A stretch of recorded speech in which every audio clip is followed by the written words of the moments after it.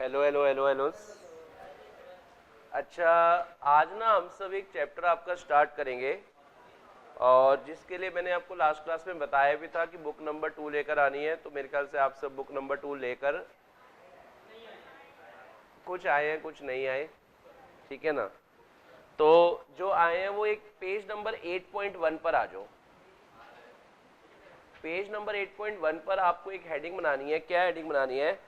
Declaration declaration and payment of dividend. बनाए आप सब heading, declaration and payment of dividend. Declaration and payment of dividend,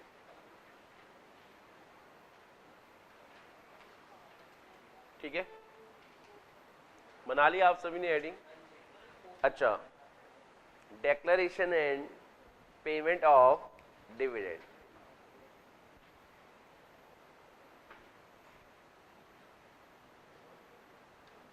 अच्छा, ये जो है हमारी बुक में भी चैप्टर नंबर 8 है और कमाल की बात ये है जो कंपनीज एक्ट के 29 चैप्टर्स है उसमें भी ये चैप्टर नंबर क्या है? 8 है। तो आप सब एक हेडिंग मेरे साथ बना चुके हैं, declaration and payment of dividend. ये चैप्टर नंबर 8 है जिसके अंदर रुको, गुस्सा नहीं करते ऑडिटर साहब, रुको, वेट करो। चलो चलो, कंपनी एक्ट का ये चैप्टर नंबर 8 है जिसके अंदर कहां से कहां तक सेक्शन है? सेक्शन नंबर 123 से लेकर 127 तक है इसके अंदर। सेक्शन नंबर 123 से लेकर 127 तक आपने पढ़ने हैं इसके अंदर, ठीक है। और बताओ साथ में क्या भी पढ़ने होंगे? रूल्स। रूल्स कैसे होंगे आप बताओ? द कंपनीज ब्रैकेट में क्या? Declaration and payment of dividend rules 2000। Very good यार, बहुत बढ़िया। साथ में आपको रूल भी पढ़ने होंगे इसके अंदर। The companies declaration and payment of dividend rules 2014।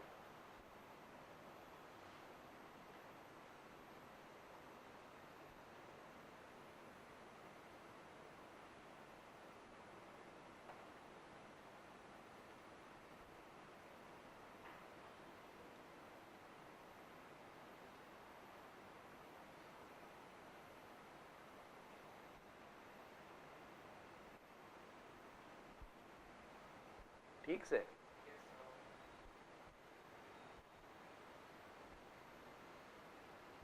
अच्छा, फिर आपको ना सेक्शन की लिस्ट बनानी है।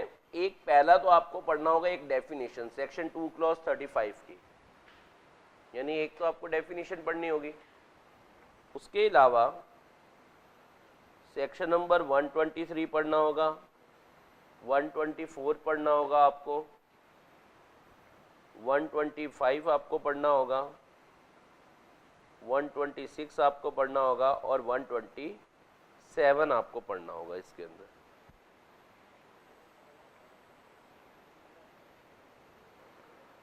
ये ना मैंने आपको वो ऑडिट एंड ऑडिटर के सेक्शन को याद करने के लिए ना एक निमोनिक भेजा है। आपको अगर यूज़ हो तो वो आप कर लेना, ठीक है। उन सेक्शंस को लर्न करने के लिए मैंने आपके ग्रुप में एक निमोनिक भेजा है, ठीक है बेटा? हाँ जी, ठीक है। तो अगर आपको लगता है यूज़ करने लायक है तो कर लेना। उससे ना ये सारे जो इस चैप्टर के सेक्शन है उसको याद करने के लिए एक निमोनिक है, देख लेना। किसके? ऑडिट एंड ऑडिटर के। अब मैं इन सेक्शंस के निमोनिक भी ना आपको पहले याद करा देता हूँ, फिर ओवर द टाइम आपका जब चैप्टर होता जाएगा तो आपको समझ भी आता जाएगा। इन सेक्शंस को याद करने के लिए ना एक निमोनिक है, क्या? दिल से, आप लिख लेंगे पहले पेज पे, दिल से उपमा इडली, नहीं, दिल से उपमा इडली एप्पल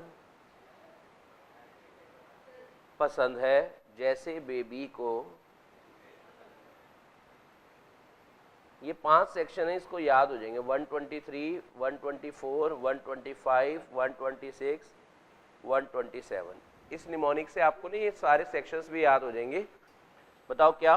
दिल से उपमा इडली एप्पल पसंद है जैसे बेबी को, ठीक है ना?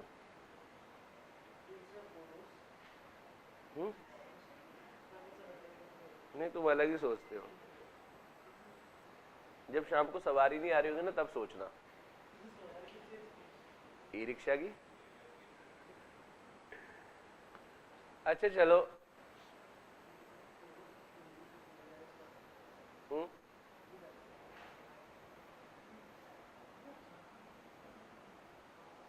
स्टार्ट करें कहानी को? आओ फिर आओ स्टार्ट करते हैं।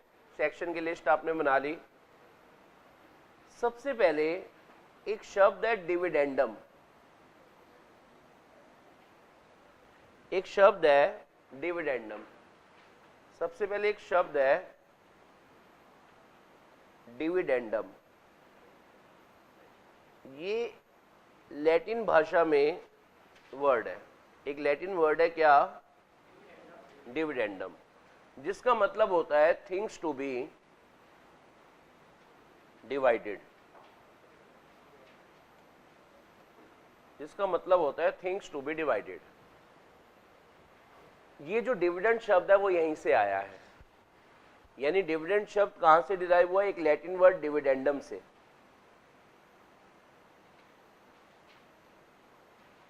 आ रहा है समझ? तो इसका मतलब क्या होता है वो आपको समझा देता हूं, पर आपको ये पता चल गया कि ये जो डिविडेंड शब्द है वो आया कहां से। डिविडेंडम शब्द से डिराइव किया गया है। ठीक है जी, अब आगे बात करते हैं। लेट सपोज कंपनी ने पूरे साल में 100 करोड़ रुपए का प्रॉफिट कमाया। ठीक है, और उस 100 करोड़ में से, उस 100 में से कंपनी ने अपने मेंबर्स को कहा ले चले जा 70 करोड़ का प्रॉफिट तुम ले जा। तो यानी प्रॉफिट का वो हिस्सा जो हमने मेंबर्स के बीच में बांट दिया है is known as dividend. Is known as क्या? तो डिविडेंड क्या हो गया? प्रॉफिट का वो हिस्सा जो आपने क्या करा, ठीक है ना? तो लिखो जरा, यानी ये जो डिस्ट्रीब्यूट कर दिया है आपने 70 करोड़, वो आपका क्या हो गया? डिविडेंड। वो अपना क्या हो गया? डिविडेंड। तो आप डिविडेंड के लिए क्या लिखेंगे? The portion of profit after tax, the portion of profit after tax which is distributed amongst, which is distributed amongst members, members मतलब शेयर होल्डर, कंपनी के मालिक ऑफ द कंपनी। समझ आ रहा है? यानी प्रॉफिट का वो हिस्सा जो आप मालिकों के बीच में बांट देते हैं उसे आजकल हम क्या कहते हैं? डिविडेंड। तो फिर प्रॉफिट का वो हिस्सा जो आपने बांटा नहीं, कंपनी ने अपने पास रख लिया। बताओ 100 करोड़ थे, 100 में से 70 बांट दिए, कितने बचे? तो जो आपने अपने पास रख लिए उसे हम कहते हैं रिटेन्ड अर्निंग। क्या कहते हैं हम? ठीक है ना? ये जो आपने अपने पास रख लिए, रिटेन्ड कर लिए, तो ये होती है रिटेन्ड अर्निंग। कमाए हुए पैसे आपने अपने पास रख लिए ना, यानी the portion of profit after tax retained bye the company, the portion of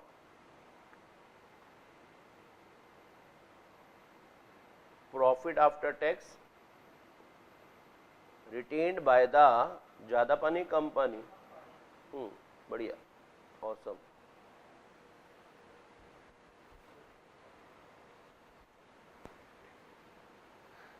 start करें आगे बातें? चलो, तो जो जनता लेट आई है उन्हें बता देते हैं क्या चल रहा है। ठीक है, हमने ना एक चैप्टर स्टार्ट करा है, जिसका नाम है declaration and payment of dividend.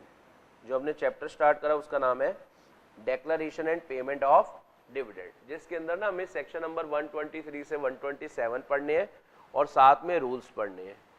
ठीक है, ये सब हमें पढ़ना है। इसके लिए फिर हमने ना लिस्ट बनाई है।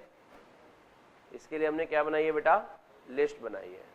ठीक है, और लिस्ट में 5 सेक्शन लिख दिए और एक सेक्शन 2 क्लॉज 35 हमें पढ़ना है। और इस लिस्ट को, इन सेक्शन की लिस्ट को याद करने के लिए एक निमोनिक बताया था, दिल से उपमा इडली एप्पल पसंद है जैसे बेबी को बेस पसंद है। ये ओवर द टाइम हम चैप्टर पढ़ते जाएंगे और यहाँ पर चीज़ें फिल करते जाएंगे। ठीक है ना? तो अब ये चैप्टर जब शुरुआत कर रहे थे तो मैंने अभी यही बताया, एक लैटिन वर्ड होता है डिविडेंडम, जिसका मतलब होता है थिंग्स टू बी डिवाइडेड। उसी से डिराइव हुआ है ये डिविडेंड शब्द, उसी से डिराइव हुआ है ये डिविडेंड शब्द। यानी प्रॉफिट का वो हिस्सा जो आपने डिवाइड मतलब बांट दिया, डिस्ट्रीब्यूट कर दिया। प्रॉफिट का वो हिस्सा जो आपने क्या कर दिया? डिस्ट्रीब्यूट कर दिया amongst the member is known as क्या? डिविडेंड। और प्रॉफिट का वो हिस्सा जो आपने कंपनी ने अपने पास रख लिया उसको मैं क्या कहूंगा? Retained earning. बोलो यहां तक का पॉइंट समझ आ रहा है आपको? अब ये जो डिविडेंड होते हैं वो 2 तरह के होते हैं। ये जो डिविडेंड होते हैं वो कितने तरह के होते हैं? 2 तरह के होते हैं। आ जाओ जी।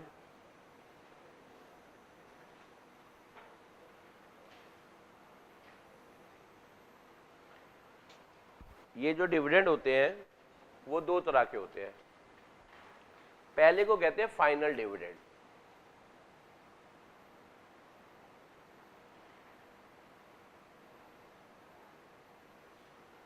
फर्स्ट डिविडेंड जो है उसे मैं क्या कहूंगा? Final dividend. और जो सेकंड कैटेगरी होती है उसे मैं कहता हूं इंटरिम डिविडेंड।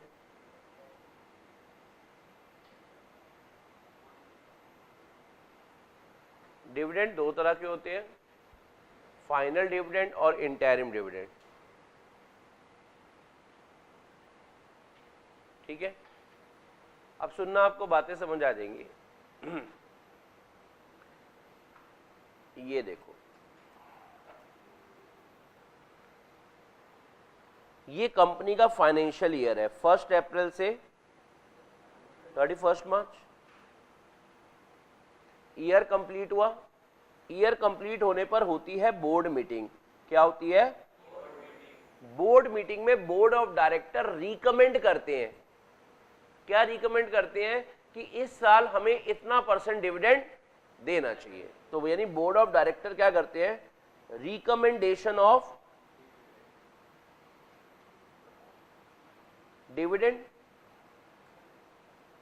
यानी बेसिकली प्रपोज करते हैं डिविडेंड।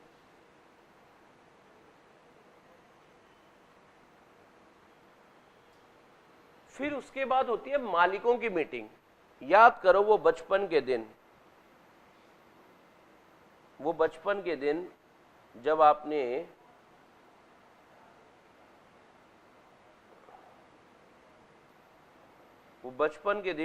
मेरे को बताया था कि एजीएम जो होती है तो उसमें ऑर्डिनरी बिजनेसेस कितने होते थे? 4। और 4 में से बताओ, पहला होता था consideration of financial statement, audit report and दूसरा क्या होता था? यानी जो फाइनल डिविडेंड डिक्लेयर होता है वो कहां पर होता है? एजीएम में। आ रही है समझ या नहीं आ रहा? पक्का देख लो, कोई दर्द तो नहीं? ठीक है ना? तो यानी इसके बाद होगी एजीएम। एजीएम करो, और जब एजीएम होगी तो एजीएम में क्या होगा? Declaration of dividend. डेक्लरेशन या अनाउंसमेंट भी कह सकते हैं आप।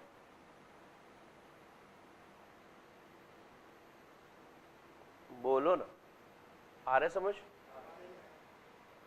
अब मेरा आपसे एक सवाल है, यानी बोर्ड ऑफ डायरेक्टर एक रेट बताते हैं कि हमें इतने % डिविडेंड देना चाहिए। एग्जाम्पल के तौर पर कोई भी रेट मान लेते हैं। मान लो बोर्ड ऑफ डायरेक्टर कह रहे हैं कि यार हमें ना इस बार 15% डिविडेंड का देना चाहिए, हमें 15% डिविडेंड देना चाहिए। ठीक है, तो बताओ बेटा, बताओ मेंबर एजीएम में इस रेट को कम कर सकते हैं पर बढ़ा, समझ आ रहा है? यानी जो बोर्ड ऑफ डायरेक्टर ने रेट रिकमेंड करे हैं, आप उस रेट को बढ़ा नहीं सकते मेंबर, मतलब मालिक कह रहे हैं हमारी कंपनी हम तो इससे ज्यादा देंगे, नहीं, तुम मैक्सिमम इतना ही दे सकते हो या इससे कम। तो यह लिख लो। तो ये मेंबर जो डिक्लेरेशन ऑफ डिविडेंड कर रहे हैं वो कौन सा डिविडेंड कर रहे हैं? Final dividend. और बताओ बेटा, मेंबर इस रेट को, ब्रैकेट में 15% को, इस रेट यानी 15% को कम कर सकते हैं, कम कर सकते हैं पर बढ़ा नहीं सकते। बोलो जी बोलो, क्या आपको फाइनल डिविडेंड समझ आना स्टार्ट हुआ?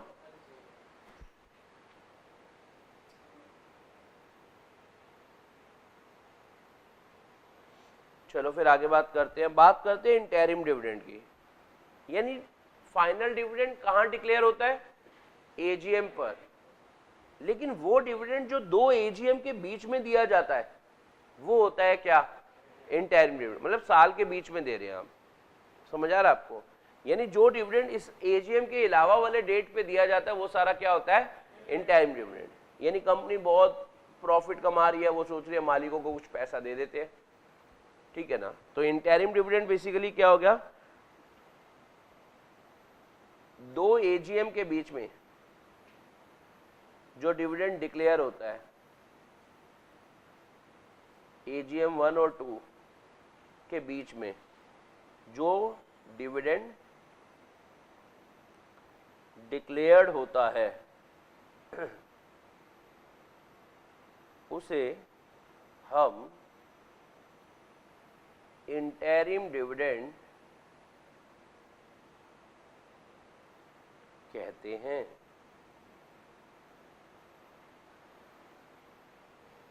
उसे हम इंटरिम डिविडेंड कहते हैं।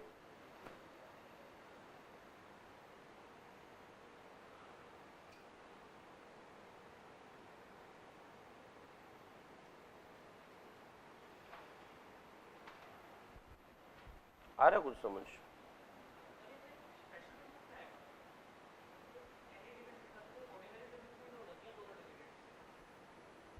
यहां तक का पॉइंट समझ आया आपको?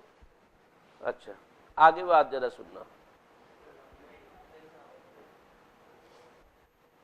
Types of dividend recommended by, declared by. अरे इनका डाउट अभी इसमें क्लियर हो जाएंगे। जो ये पूछना चाह रहे हैं अभी इनको स्प्राइट हो जाएगा। अच्छा देखो, फाइनल डिविडेंड कौन रिकमेंड करते हैं? बोलो ना। बीओडी। और डिक्लेयर मेंबर करते हैं इसको। लेकिन जो इंटरिम डिविडेंड होता है ना,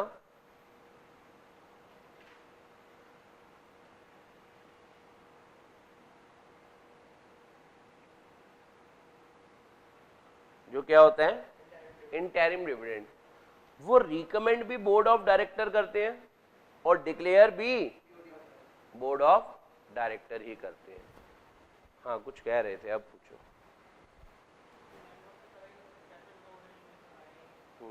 तभी मैं कह रहा था, समझ आ रहा है आपको? तो फाइनल डिविडेंड रिकमेंड और डिक्लेयर दोनों ही कौन करते हैं? वो सॉरी, इंटरिम डिविडेंड रिकमेंड और डिक्लेयर कौन करते हैं? बीओडी। अच्छा, बाकी और भी इसके ऊपर बातें हैं फाइनल डिविडेंड और इंटरिम डिविडेंड के ऊपर, वो जब पूरा चैप्टर हो जाएगा ना फिर हम इस पर दोबारा लौटेंगे। लेकिन अभी के लिए आप इतना समझ आ गया आपको, ठीक है ना? तो बस अब आप एक डिविडेंड की डेफिनेशन लिख सकते हैं। डिविडेंड की डेफिनेशन दे रखी है सेक्शन 2 क्लॉज 35 में।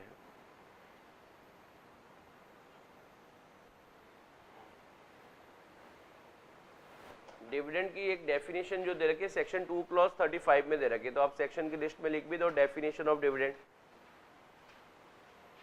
2 क्लॉज 35 के आगे लिख दो, क्या लिखोगे? Definition of dividend.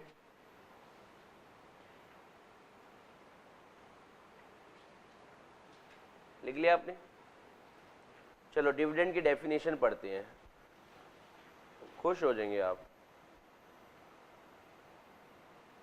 लिखो जरा, डिविडेंड का डेफिनेशन क्या है? Dividend includes any interim dividend. खत्म। लिखो, डिविडेंड इंक्लूड्स इंटरिम डिविडेंड।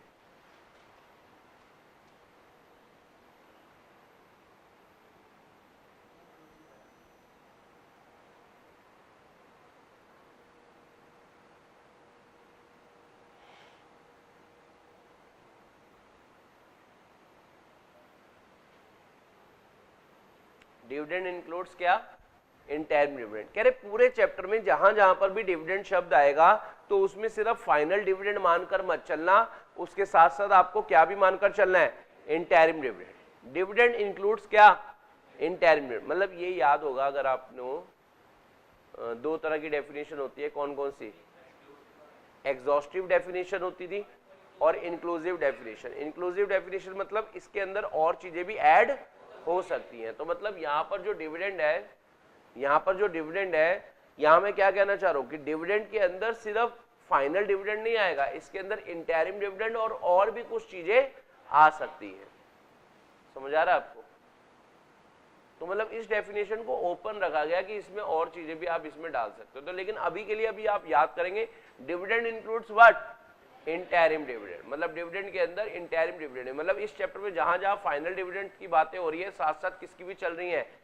यानी जो रूल फाइनल डिविडेंड पे रखते हैं वो इंटरिम डिविडेंड पर भी लगते हैं। चलो मैं आपसे एक और बात पूछता हूं, डेफिनेशन आपने लिख ली। कंपनी कह रही है इस बारी ना हम 15% डिविडेंड दे रहे हैं। कंपनी को इस बारी 100 करोड़ का प्रॉफिट हुआ था। कंपनी को जो प्रॉफिट हुआ है वो 100 करोड़ का हुआ है और कंपनी 15% डिविडेंड देना चाह रही है। तो बताओ बेटा डिविडेंड का अमाउंट कितना हो गया? कितना? गलत। यही तो गलती करवानी थी आपसे।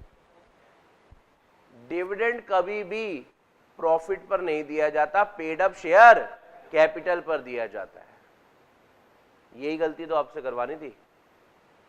तो आप क्या कहोगे? 15% हम किसका लेंगे? प्रॉफिट का लेते हैं या पेड अप शेयर कैपिटल का? समझ आ रहा है आपको? बोल दो। डिविडेंड जो दिया जाता है परसेंट, अभी आपको आगे भी दिखेगा, ठीक है ना? पेड अप शेयर कैपिटल पर दिया जाता है। तो नीचे नोट लिखना एक,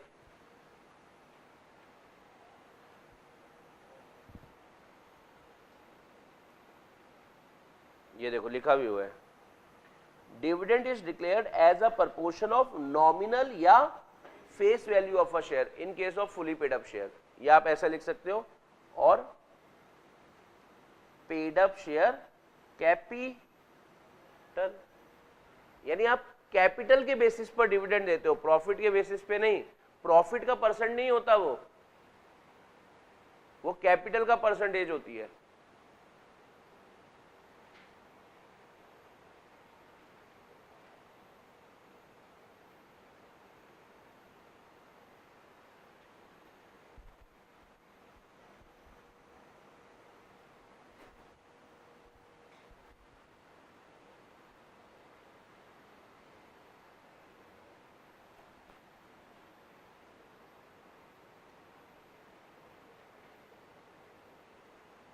हाँ जी, आया समझ?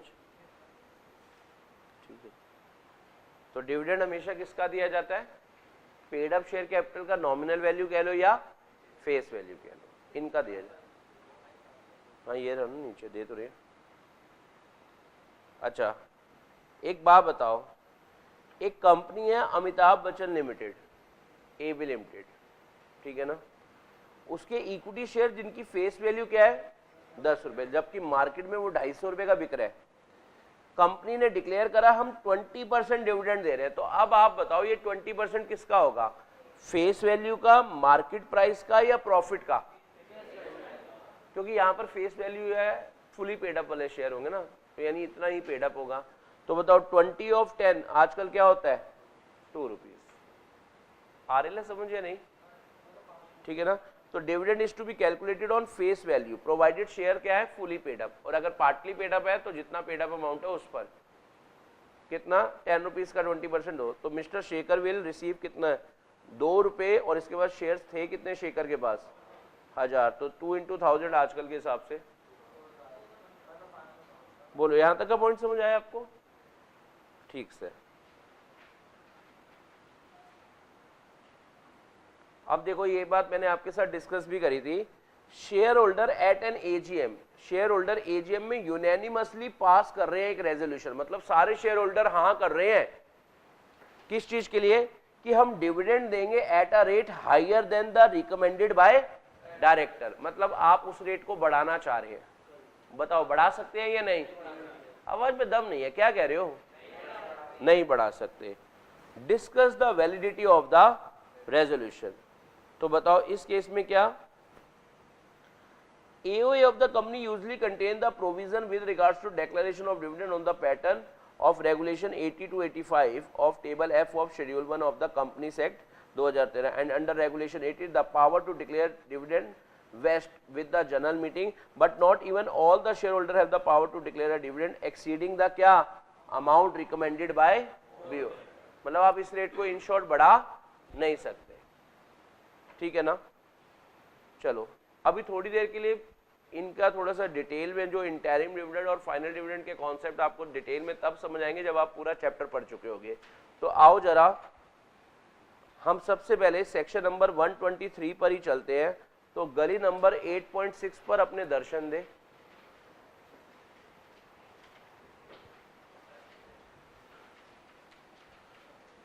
वही तो मैं कह रहा था, आप 8.7 पर अपने दर्शन दें। क्या आप दर्शन दे पा रहे हैं? तो आप गली बंद है, तुम्हारे जैसों के लिए तो बंद ही रहती है। हाँ जा सकते हो, पूरा गेट। इधर हेडिंग बनाएंगे आप सब।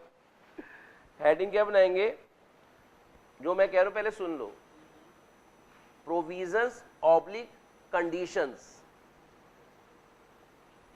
सेक्शन नंबर 123 स्टार्ट करने जा रहे हैं। प्रोविजंस ऑब्लिक क्या, conditions for declaration and payment of dividend. आप हेडिंग बनाएंगे पहले।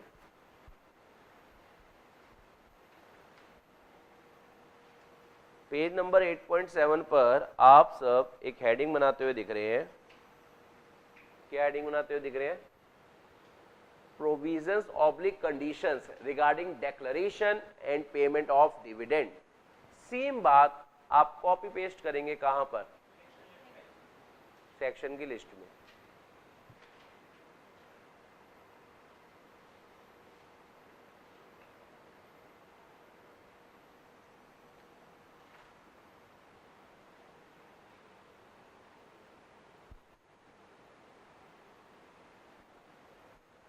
Provisions oblique conditions regarding declaration and payment of dividend। करें, स्टार्ट करें। यानी डिविडेंड डिक्लेयर करने के रिगार्डिंग, डिविडेंड डिक्लेयर जो करना है और जो डिविडेंड पे करना है उसके रिगार्डिंग सेक्शन 123 में कुछ बातें बताई गई हैं। प्रोविजंस मतलब सेक्शन में, लॉ में लिखी गई बातें। तो सेक्शन नंबर 123 में किसके बारे में लिखा गया है?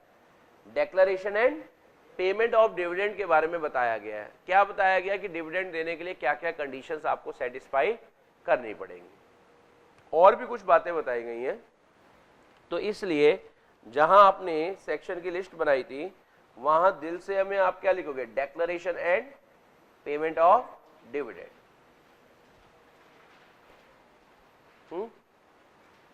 लिख रहे हैं आप सब?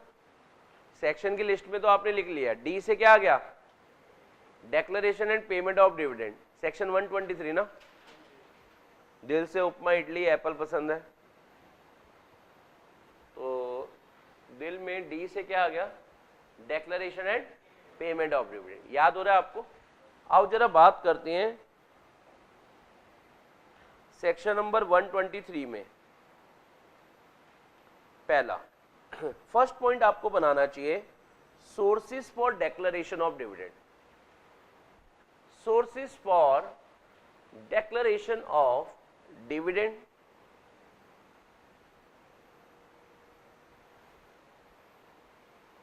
मतलब आप जो डिविडेंड देना चाहते हैं, डिविडेंड किसको देना चाहते हैं? मालिकों को।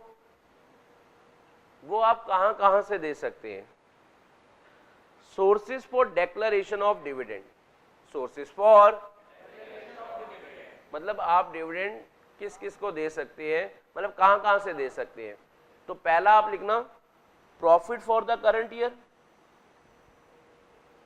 मतलब आप करंट ईयर प्रॉफिट में से डिविडेंड दे सकते हैं। फर्स्ट पॉइंट आप लिख रहे हैं।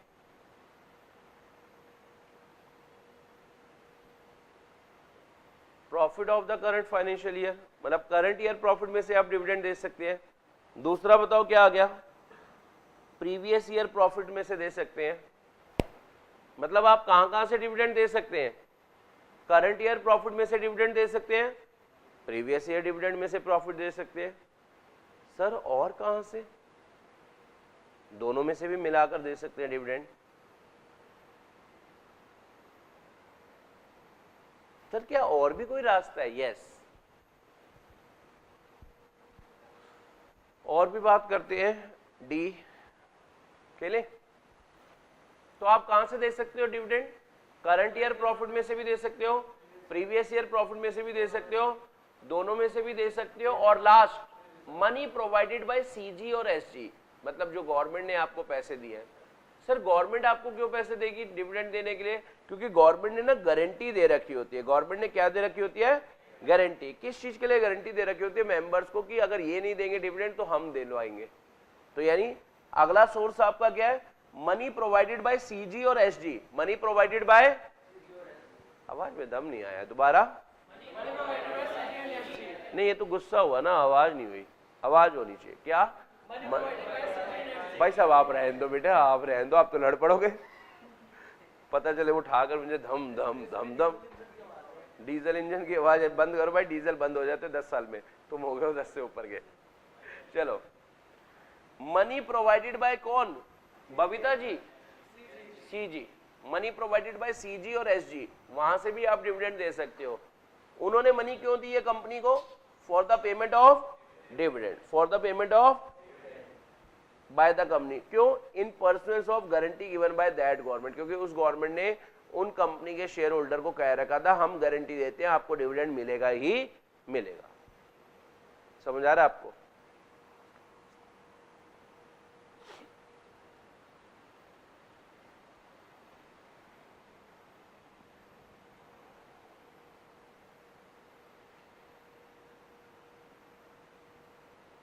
पहला पॉइंट आपको समझ आ गया। डिविडेंड देने के क्या सोर्सेस क्या क्या है? पहला करंट ईयर प्रॉफिट, दूसरा प्रीवियस ईयर प्रॉफिट, तीसरा दोनों, और फोर्थ क्या आ गया? मनी प्रोवाइडेड बाय एजी, ओजी या सीजी? सीजी और एसजी। अच्छा वो क्यों हमें दे रहे हैं मनी? क्योंकि उन्होंने गारंटी दे रखी थी। ठीक है ना? तो याद करने की कोशिश करोगे तो याद हो रहा है। मनी प्रोवाइडेड बाय सीजी और SG, money provided by CG और SG, money provided by CG और SG for the payment of dividend in pursuance of guarantee given by them. समझ आ रहा है आपको? क्योंकि इन्होंने गारंटी दे रखी थी। तो मेरे ख्याल से आपको फर्स्ट पॉइंट स्प्राइट हो गया। अच्छा,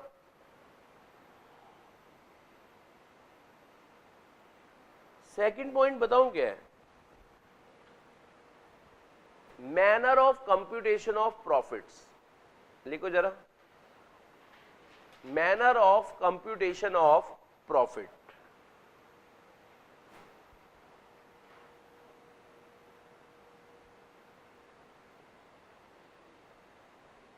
manner of computation of profit available for distribution of dividend. Profit available for distribution of dividend, मतलब profit available for distribution of dividend आप कैसे कैलकुलेट करोगे? अच्छा, डिविडेंड फ्री रिजर्व से ही दिया जाता है, ये तो आपको पता ही है। तो डिविडेंड कैलकुलेट करते वक्त आपको कुछ बातों का ध्यान रखना है। लिखना जरा, मतलब आप पहले हिंदी में लिख लो। डिविडेंड के लिए प्रॉफिट कैलकुलेट करते वक्त हमें नीचे दी गई बातों का ध्यान रखना है। डिविडेंड देने के लिए प्रॉफिट कैलकुलेट करते वक्त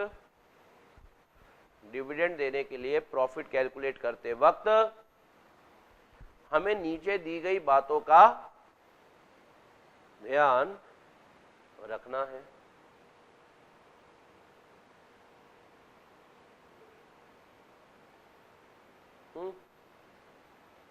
पहला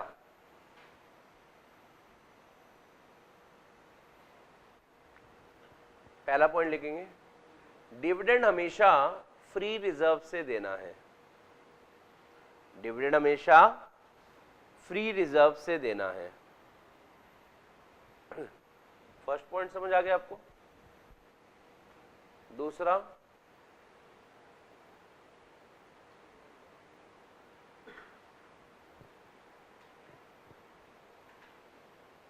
सेकंड पॉइंट करें, पहला से मतलब सेकंड के अंदर सेकंड पॉइंट।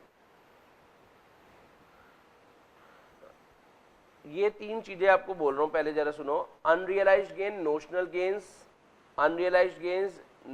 गेन्स जो है, और रीवैल्यूएशन प्रॉफिट्स। बताओ बेटा, ये आपका फ्री रिजर्व का पार्ट नहीं होते, तो यानी ये आपके प्रॉफिट के अंदर इंक्लूड नहीं होने चाहिए। तो लिखो जरा, unrealised gain, notional gain, unrealised gain, notional gains और रीवैल्यूएशन प्रॉफिट।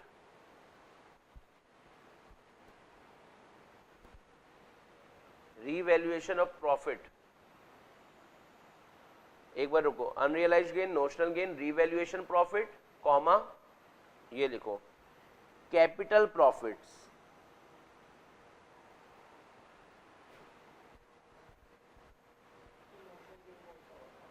वही बताते हैं आपको। आर नॉट डिस्ट्रीब्यूटेबल प्रॉफिट,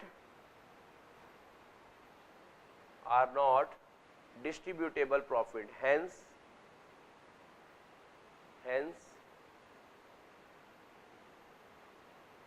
हम इन अमाउंट से डिविडेंड नहीं दे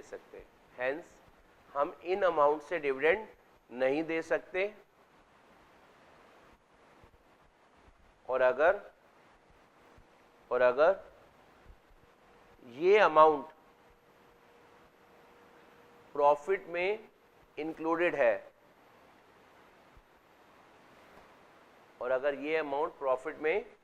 इंक्लूडेड है,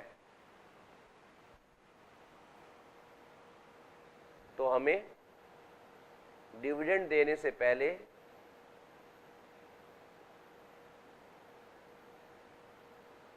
इन्हें प्रॉफिट में से माइनस करना होगा।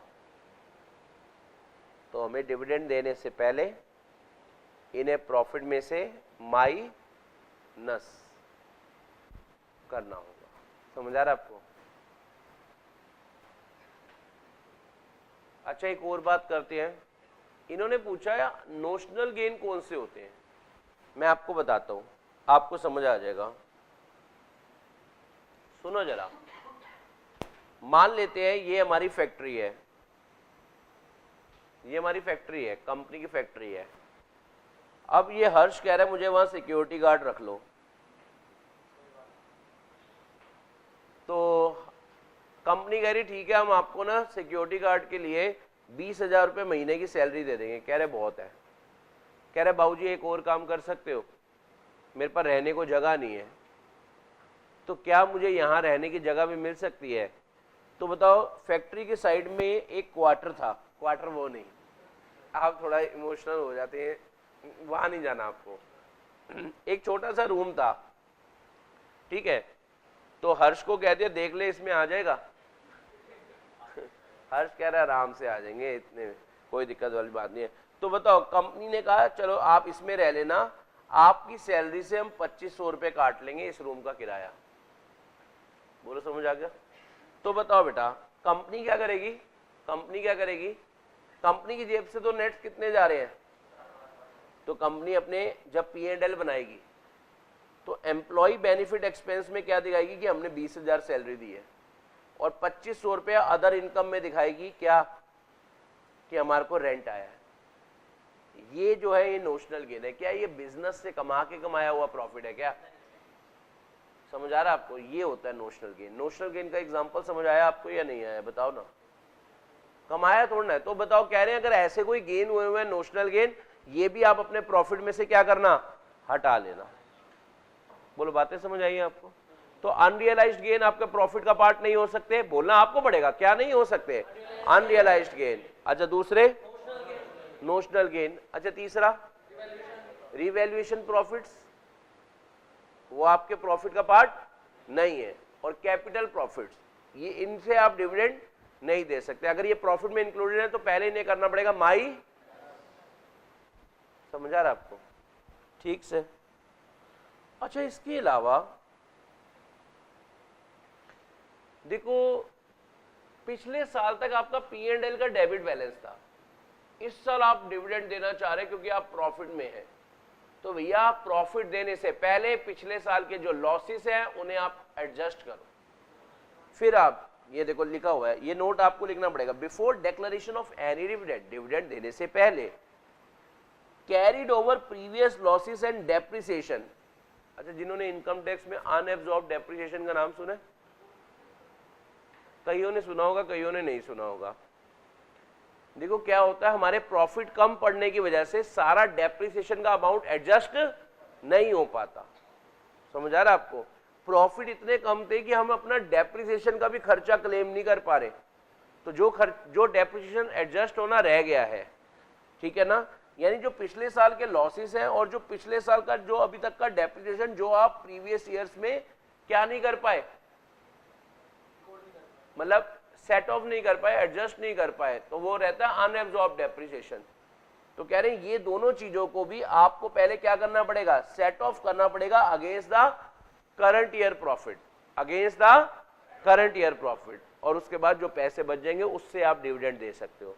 यानी आपको प्रॉफिट में से बेसिकली, अगर ये प्रॉफिट है, प्रॉफिट में से आपको क्या क्या माइनस करना है, unrealised gains, notional gains, revaluation profits, capital profits, previous year losses, unabsorb depreciation, ये सब आपको माइनस करने के बाद, ये सब जो माइनस करने के बाद जो पैसा बच जाएगा उससे आप क्या दे सकते हो, डिविडेंड। पहले अब इतना लिख रहे हो? हाँ जी, समझ आया आपको या नहीं आया अभी तक?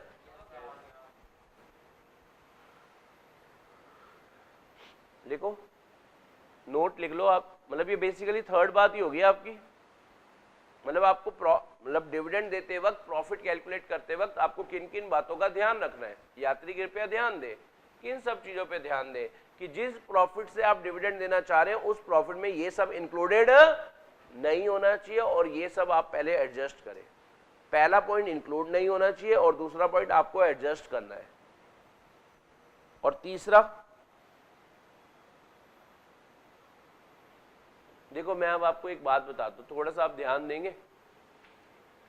आपको पता है कंपनी को दो तरह के अकाउंट्स बनाने पड़ते हैं, एक as per income tax act, एक बारी पहले आपको ऑन कर दूं, हाँ, पहला as per income tax act और दूसरा एज पर कंपनीज एक्ट। देखो इनकम टैक्स में डेप्रिसिएशन के अपने रेट्स हैं, सेक्शन 32 सुना होगा आप सभी ने। इनकम टैक्स में डेप्रिसिएशन लगाने के, मतलब एसेट पर किस रेट से डेप्रिसिएशन लगेगा, इनकम टैक्स वालों ने अपने रेट बता रखे हैं, और कंपनीज एक्ट ने अपने रेट बता रखे हैं। कंपनीज एक्ट के जो रेट बता रखे हैं वो शेड्यूल 2 में बता रखे हैं। कहां पर बता रखे हैं? शेड्यूल, एक बारी मजा नहीं आया, दोबारा दोबारा नहीं दोबारा, हाँ शेड्यूल 2 में बता रखे हैं। अब आपको याद होगा, यानी आपको 3 शेड्यूल्स की नॉलेज होगी। 1 आपको पता ही था, नहीं चलो पहले आपको 3 तो पता ही था। 3 कौन सा होता था? बैलेंस शीट का फॉर्मेट वगैरह याद आ गया। वन आपने फाउंडेशन में पढ़ा है, एमओए और एओए के टेबल दे रखे होते थे, याद आ रहा है आपको?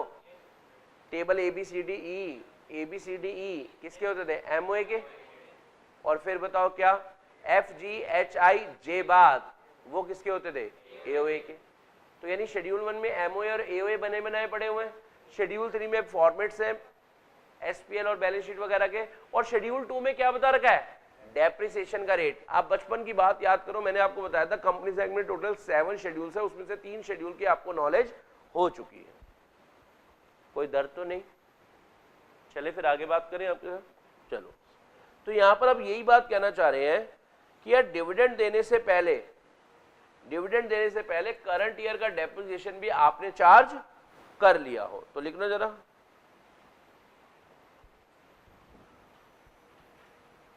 फोर्थ पॉइंट इसी में, सेकंड के अंदर ही फोर्थ पॉइंट बनेगा ना, या थर्ड, जैसा आपको गलत लगे वो बना लो आप। तो लिखो जरा,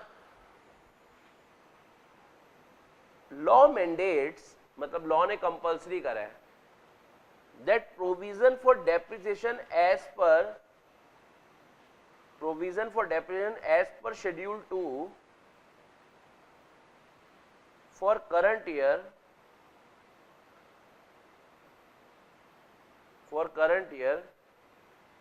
shall be charged out of the profits before declaration of dividend। मतलब करंट ईयर का डेप्रिसिएशन भी आपको माइनस कर लेना है profit available for distribution of dividend calculate करते वक्त। हेलो,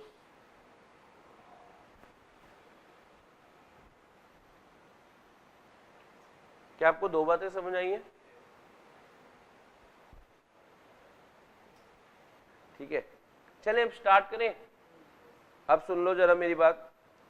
अब आपका थर्ड पॉइंट बनेगा ना, बनाओ जरा, transfer to reserves. Transfer to reserves आण दो।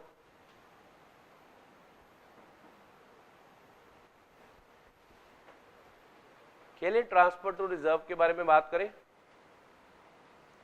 देखो मैं आपको एक बात बताता हूं, पहले पुरानी बात बताता हूं, पहले आपको पुरानी बात बताता हूं, ठीक है, फिर जो अभी करंट लॉ है वो आपको बताता हूं। तो अगर आपको पुरानी बात याद होगी ना तो करंट लॉ आपको वैसे समझ आ जाएगा और याद ही हो जाएगा। और अभी मैं आपको इसके क्वेश्चन दूंगा, आपको अरे ये आते हैं क्या 4 मार्क्स फ्री के, मैं आपको बता रहा हूं फ्री के मार्क्स हैं इस चैप्टर के, ठीक है ना। 1 या 2 क्वेश्चन आएगा और आप फटाफट से कर भी लेंगे और आपका फेवरेट क्वेश्चन होगा, ठीक है। सुनो जरा, पहले क्या होता था, ये पहले होता था, क्या होता था, कंपनी के ऊपर एक ऑब्लिगेशन डाल रखी होती थी, मतलब कंपनी को कह रखा था कंपलसरी है भैया तुझे ये काम करना ही करना है। क्या कि जो तेरा रेट ऑफ डिविडेंड होगा, जो रेट ऑफ डिविडेंड होगा उसके हिसाब से तेरे को ट्रांसफर टू रिजर्व करना पड़ेगा, मतलब ट्रांसफर टू जनरल रिजर्व करना ही पड़ेगा। लेट सपोज अगर तेरा डिविडेंड का रेट अप टू 10% है तो तुझे ट्रांसफर टू जनरल रिजर्व करने की जरूरत ही नहीं है। ऐसा पहले होता था, अब नहीं है। अब क्या है वो मैं आपको लिखवाऊंगा। लेकिन अगर तेरा रेट 10% से ज्यादा है डिविडेंड का और 12.5% तक है तो तेरे को 2.5% ऑफ करंट ईयर प्रॉफिट किधर ट्रांसफर करने पड़ेंगे, जनरल रिजर्व में। और अगर डिविडेंड का रेट 12.5% से ज्यादा है, 15% तक है, तो 5% ऑफ करंट ईयर प्रॉफिट तेरे को डिविडेंड जनरल रिजर्व में ट्रांसफर करने ही पड़ेंगे, कोई ऑप्शन नहीं है, करने ही पड़ेंगे। सिमिलरली 15% से ज्यादा है और 20% तक है तो देखो 7.5% of current year profit general reserve में ट्रांसफर करने ही पड़ेंगे। और अगर डिविडेंड का रेट 20% से ज्यादा है तो 10% of current year profit general reserve में डालने ही पड़ेंगे। ऐसा पहले जरूरी होता था, पर अब लॉ ने बताओ क्या कहा। अब लॉ ने क्या कहा, कंपनीज एक्ट 2013 ने, ये मैंने आपको बातें बताई है कंपनीज एक्ट 1956 की। पर अब ये सब हट गया है, अब ये सब हट गया। अब क्या कह रहे हैं, कंपनी तेरी मर्जी है ट्रांसफर टू जनरल रिजर्व करना है या नहीं करना, और अगर करना है तो कितना करना है वो भी तेरी मर्जी है। समझ आ रहा है आपको? यानी अब कंपनी के ऊपर कोई ऑब्लिगेशन नहीं है किस चीज की, कि तुझे इतना परसेंट जनरल रिजर्व में पैसा डालना ही पड़ेगा। अब ऐसे वाली ऑब्लिगेशन कंपनी पर नहीं है। यानी इस सिचुएशन में आप बताओ, यहां पर आप दो चीजें लिख लो, transfer to reserve,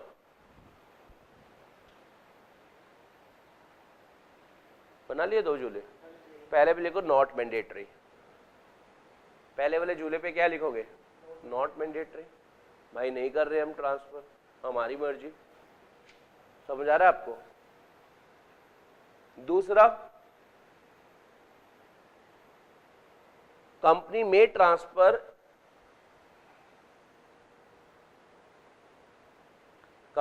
transfer any percentage if company wants। आ रहा है कुछ समझ?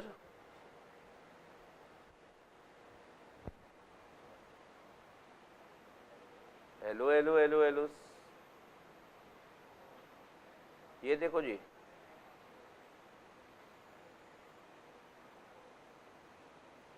हाँ क्वेश्चन नंबर 3 आपके साथ डिस्कस करते हैं। क्वेश्चन नंबर 3 आपके साथ डिस्कस करते हैं, पेज नंबर 8.17 या 8.18 पर होगा। एक बार आप अपनी दृष्टि डालें उस पर। क्या आपने अपनी दृष्टि डाली उस पर? क्या ये क्वेश्चन आपका कृपा पात्र बना? चलो आओ।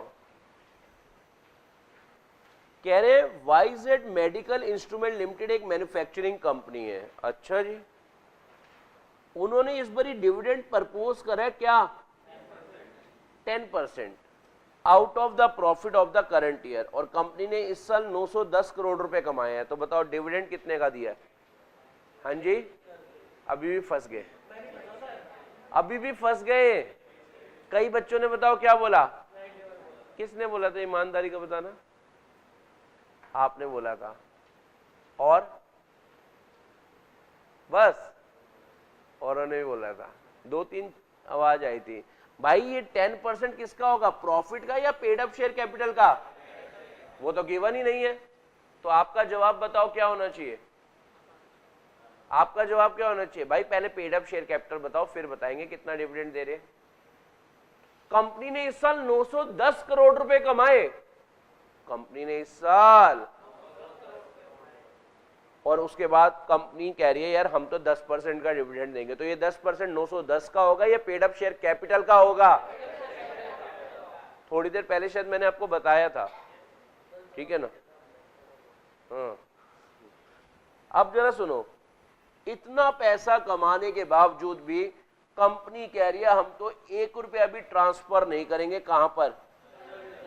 क्या कंपनी ऐसा कह सकती है या नहीं कह सकती? आपसे ये पूछ रहे हैं, is YZ medical instrument limited allowed to do so? तो जवाब क्या आएगा, जी हाँ। Therefore at it discretion, what is discretion, what is discretion? मेरी मर्जी, मैं चाहे ये करूं मैं चाहे वो करूं, मेरी मर्जी। तो यहां पर कंपनी की मर्जी है कि YZ, if YZ limited decide not to transfer any profit, तो it is legally allowed to, वो ऐसा कर सकती है। क्या आपको पॉइंट समझ आया? तो डिस्क्रिशन वर्ड का मतलब भी समझ आ गया, क्या होता है, मेरी मर्जी। मेरी मर्जी भाई, समझ आ रहा आपको? तुम कभी पिटे हो? अब भगवान की दया से पिटोगे। चलो यहां तक का पॉइंट समझ आ गया। चलो जी, 3 पॉइंट के बाद आजकल हमारा 4th पॉइंट आ जाता है।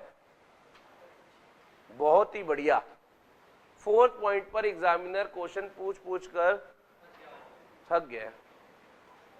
आ जाओ, अब तुम्हारे अटेम्प्ट में भी जरूर पूछेगा। जैसी तुम्हें लगे अब नहीं पूछेगा, इट मींस अब ही पूछेगा। पहले आप ये लिख लो,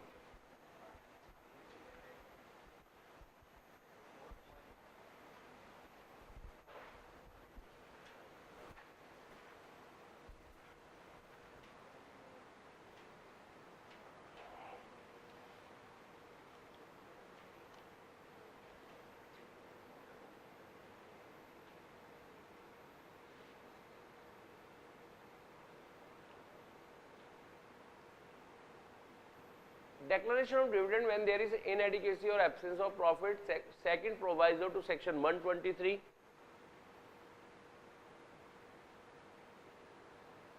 ये याद भी करना है आपको, second proviso to section 123 plus साथ में क्या लिखना, rule 3 of the companies bracket में declaration and payment of dividend rules 2014।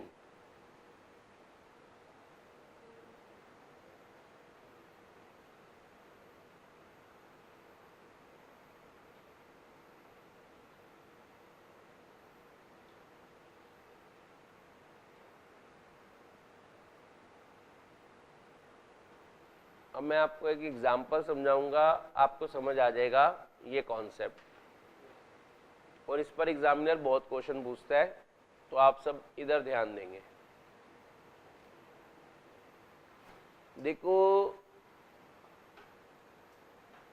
कई बार आप क्या करते हैं, आपके पेरेंट्स का करंट ईयर में काम नहीं है, पर आप फिर भी जिद करते हैं, पापा नवी नवी आई है थार वे जटा, महिंद्रा चेक फोन मार वे जटा। ठीक है, हम तो अपनी वाइफ की भी बहुत ज्यादा सुन रहे हैं, क्या करें। वापिस आएंगे बेटा, मॉल खराब कर दिया, नमन कुछ समझा।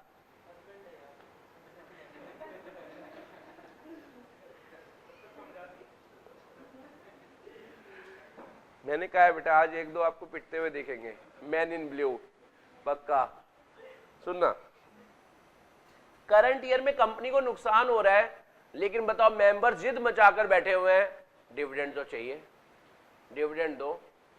तो बताओ बेटा, जब आपके पिताजी की करंट ईयर में इतनी अर्निंग है नहीं और आप जिद मचा के बैठे हुए हो कि पापा थार लेके दो, ठीक है ना, तो अब बताओ पापा क्या कहेंगे, कोई नहीं भाई, पुरानी सेविंग में से पैसा उठाते हैं और तेरे को लेकर देते हैं गाड़ी, यस और नो।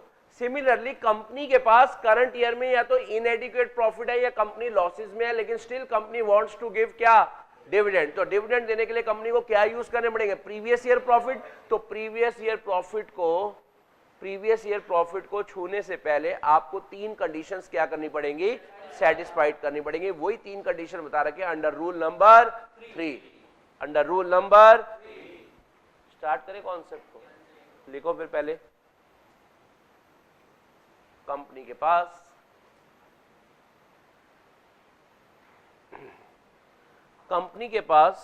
करंट ईयर में इनएडिक्वेट प्रॉफिट है या एब्सेंस ऑफ प्रॉफिट है। कंपनी के पास करंट ईयर में इनएडिक्वेट प्रॉफिट है या एब्सेंस ऑफ प्रॉफिट है, ब्रैकेट में लिखना लॉस में है, मतलब या तो प्रॉफिट बहुत कम है या है ही नहीं। पर फिर भी कंपनी डिविडेंड डिक्लेयर करना चाहती है out of previous year profit, comma in that case ऐसा करने के लिए, कैसा करने के लिए, ऐसा करने के लिए कंपनी को रूल 3 में बताई गई 3 कंडीशंस फुलफिल करनी पड़ेगी।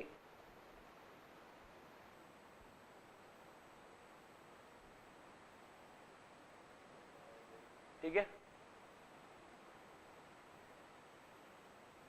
बोल दो, खेले फिर। इसमें पहली बात तो ये, कंडीशन नंबर कौन सी, 1, आपका, इधर ध्यान देंगे, आपका एवरेज रेट ऑफ डिविडेंड जो पिछले 3 साल का ना, आप करंट ईयर में उससे ज्यादा का डिविडेंड नहीं दे सकते। यानी आप जो डिविडेंड देना चाह रहे हैं उसका रेट पिछले 3 साल के एवरेज रेट ऑफ डिविडेंड से ज्यादा नहीं होना चाहिए। समझ समझा रहा आपको? तो यानी rate of dividend less than equal to क्या, RD1 plus RD2 plus RD3, मतलब rate of dividend of first year, second year और थर्ड ईयर, पिछले 3 साल डिवाइडेड बाय क्या, लिखो जरा पहला कंडीशन नंबर 1 क्या है, रेट ऑफ डिविडेंड क्या होना चाहिए, लिखो ये इक्वेशन लिखो,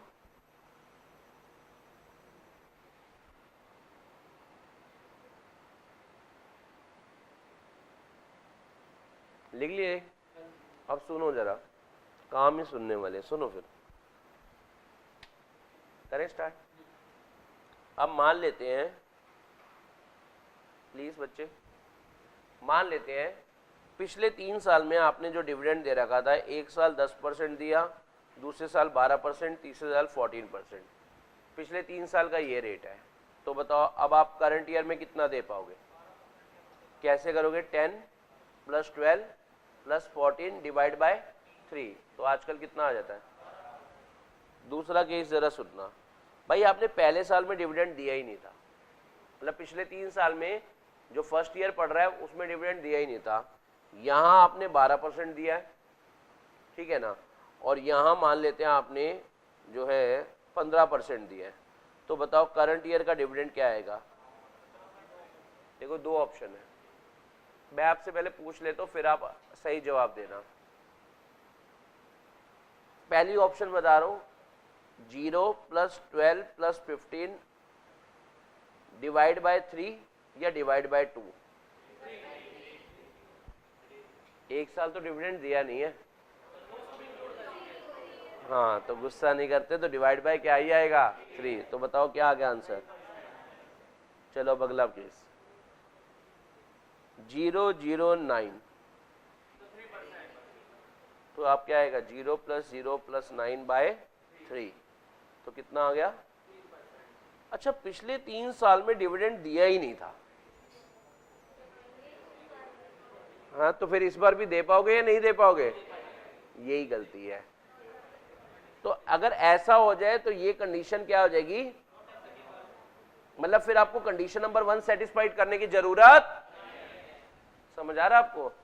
however this condition shall not apply, मतलब ये वाली कंडीशन की तरफ आपको देखने की भी जरूरत नहीं है, ठीक है ना, ये कंडीशन आपको बुलाएगी तब भी आपको इसको देखने की जरूरत नहीं है। If the company has not declared any dividend in each of the 3 preceding financial year, ठीक है ना।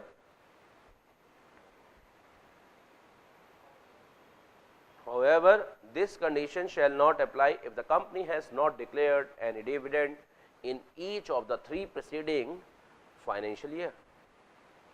मतलब ये कंडीशन कब एप्लीकेबल नहीं होगी, बोलो ना, जब पिछले 3 साल में आपने डिविडेंड दिया ही नहीं है।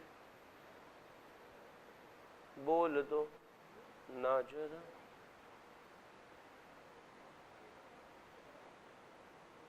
हाँ जी, आपकी जगह अरे नमन ने पूछा होता तो जवाब कुछ और ही आता।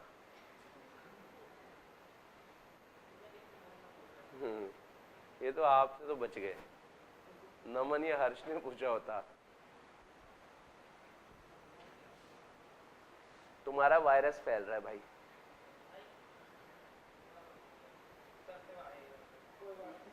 चलो ये लिख लिया, ये एग्जाम्पल भी नोट कर लो ना। फिर फर्स्ट कंडीशन का एग्जाम्पल भी नोट कर लो ना, 1 2 3,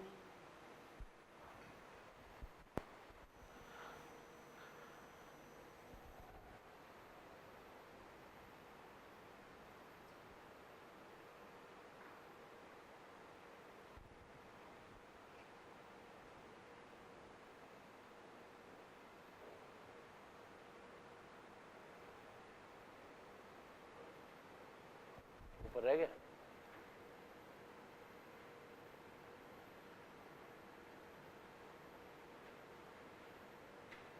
और चले कंडीशन नंबर 2 की ओर चले। चलो कंडीशन नंबर 1 थी रेट ऑफ डिविडेंड को लेकर, प्लीज इधर यात्री ध्यान दें। यात्री कृपया ध्यान दे। गुड।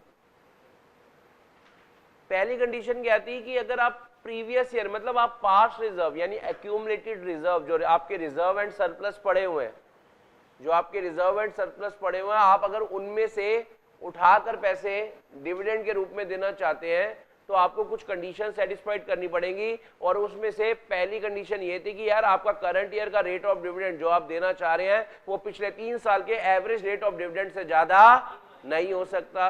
और अगर पिछले 3 साल में आपने डिविडेंड दिया ही नहीं, देन ये वाली कंडीशन आपके ऊपर एप्लीकेबल। चलो फिर कंडीशन नंबर 1 के बाद, कंडीशन नंबर 1 के बाद अपना कौन सा आरएल है? Condition number 2। ये बहुत बढ़िया पॉइंट है। अमाउंट विड्रॉन, इस कंडीशन का नाम, पहली कंडीशन का नाम हो गया रेट ऑफ डिविडेंड, दूसरी का नाम हो गया अमाउंट विड्रॉन।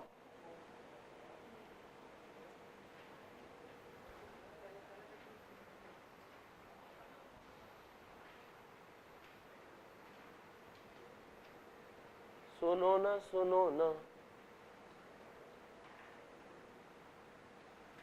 ये हैं आपके राजीव एंड स्टार प्लस, मतलब रिजर्व एंड जिसे आप एक्यूमुलेटेड प्रॉफिट भी कह देते हो। भरे पड़े हैं खजाने, खजाने भरे पड़े हैं। जैसे आप पिताजी से जिद कर रहे थे, नवी नवी आई है थार वे जटा, महिंद्रा चेक फोन मार वे जटा। पिताजी क्या कह रहे हैं, भैया काम ही नहीं है, कहाँ से लेके दे? तो आप पिताजी को कह रहे हो तिजोरी देखो वहां होंगे। तो पिताजी कह रहे हैं अब तेरे कहने पे सारी तिजोरी थोड़ा ना खाली कर दूंगा, सिर्फ कितने पैसे निकालूंगा वो बता रहे हैं। तो यहाँ पर भी डिविडेंड देने के लिए अगर आप Rajiv and Star Plus, Rajiv and Star Plus मतलब रिजर्व एंड सरप्लस में से अगर आप क्या निकालना चाहते हैं, पैसा निकालना चाह रहे हैं, तो वो मैक्सिमम आप कितना निकाल सकते हो? 10% of the paid up share capital plus free reserve जितना, यानी अमाउंट जो विड्रॉ आप कर सकते हो वो कितना कर सकते हो? Maximum 10% of paid up share capital plus free reserve. बोलो जी बोलो।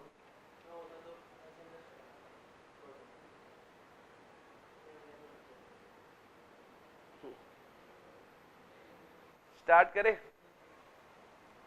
तो ये इतने पैसे आप निकाल सकते हो। अब इधर ध्यान देना, यात्री कृपया ध्यान दे, जो पैसे आपने निकाले हैं ना उसमें से पहले आपको क्या करना पड़ेगा? आपको जो लॉसेस है ना करंट ईयर के, वो उसमें से क्या करने पड़ेंगे? माइनस करने पड़ेंगे। तो यानी जो पैसे आपने निकाले उससे आप क्या करोगे? पहले माइनस करोगे क्या? Current year losses. उसके बाद जो आपका बच जाएगा ना बैलेंस, ये आएगा balance available for distribution of dividend.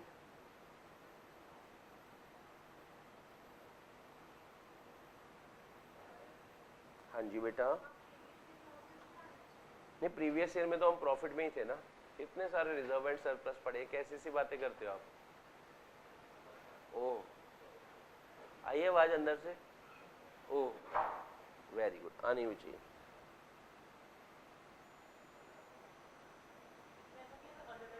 नहीं कुछ नहीं होगा, आप नोट कर पहले यहाँ। पहले आप नोट करो, क्वेश्चन करेंगे 2-3, आपको खुद स्प्राइट हो जाएगी चीज।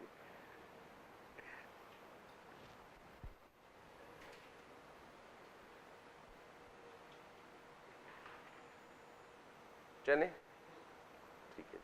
तो अभी तक 2 कंडीशन बता दो आप 3 में से, 2 कंडीशन बताओ 3 में से। पहला क्या है? आपका रेट ऑफ डिविडेंड पिछले 3 साल के एवरेज रेट ऑफ डिविडेंड से ज्यादा। और दूसरा पॉइंट बताओ क्या कह रहे हैं? जो पैसा आप निकाल रहे हो वो मैक्सिमम कितना निकाल सकते हो? 10% of the paid up share capital plus free reserve. Free reserve समझ आ रहा है? और जो पैसा आप निकाल रहे हो उसको पहले आप कहां एडजस्ट करोगे? करंट ईयर लॉसेस में। जो बच जाएगा उससे आप क्या दे देना? डिविडेंड दे देना। ठीक है। थर्ड कंडीशन पढ़े, कंडीशन नंबर थर्ड,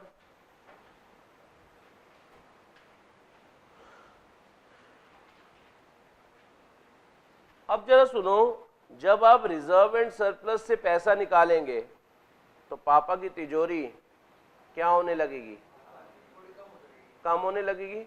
अब थोड़ी कम होगी या बिल्कुल कम होगी ये नहीं कह सकते ना। तो बताओ बेटा, पिताजी क्या कहेंगे, भैया सारी तिजोरी थोड़ा ना खाली कर दूंगा, कुछ तो पैसे रखूंगा भाई। तो कम से कम आपके रिजर्व एंड सरप्लस में पैसा निकल जाने के बाद कितना बैलेंस बचना चाहिए, यानी जब आप पैसा निकालेंगे तो उससे पैसा क्या होता जा रहा है, कम होता जा रहा है। और आपके पिताजी भी कह रहे हैं जिया धड़क धड़क, जिया धड़क धड़क जाए, भाई पैसे निकलते हैं जिया धड़क जाता है, ठीक है ना। तो पिताजी कह रहे हैं, पिताजी कह रहे हैं, पिताजी का ही फोन आ रहा है पिताजी कह रहे हैं, पिताजी का ही फोन आ गया, अभी कर लेते हैं बात, टॉपिक करा दे। पिताजी कह रहे हैं, क्या कह रहे हैं, चलो थार के बदले में प्लॉट ले ले, मेरे पिताजी कहेंगे थार ले ले, जिंदगी जी है। वो कूल है पर बचपन में बहुत पीटा है, तब पता नहीं कहाँ थे कूल। आओ जरा बात करते हैं, हाँ यही बातें कर ले बेटा, नहीं नहीं मजा आ रहा है बेटा, करते हैं, को नहीं आ रहा है।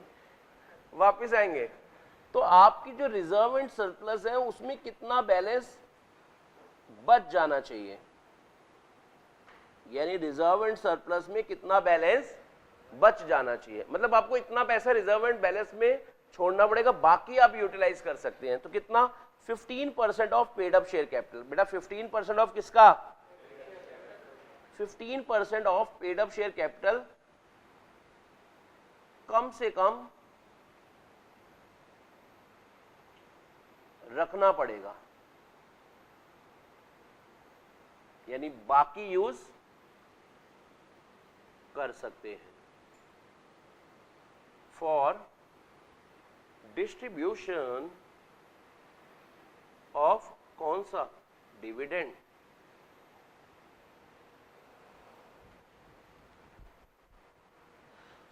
ठीक है, एक मिनट जरा आप एक क्वेश्चन सॉल्व करने की कोशिश करें, रीड करें, बेसिकली मैं आपको करवाता हूं।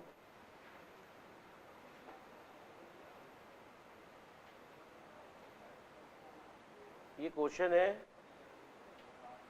8.11 के आसपास का, ये आप थोड़ा रीड करें, मैं आपके साथ डिस्कस करता हूं।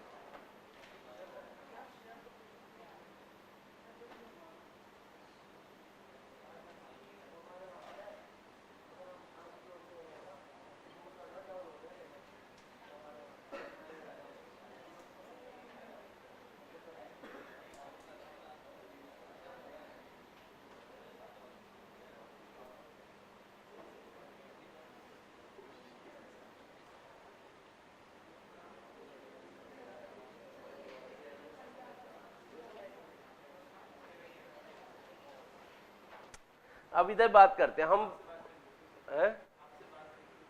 हाँ ये भी कह सकते हो, पर अगर उसने, अच्छा ओहो कह रहे वो मांग रहा होगा थार, अभी तो उसकी वो वाली एज है, पीछे करो फिर आगे भागती है ना थार वो दिलवा देंगे उसको।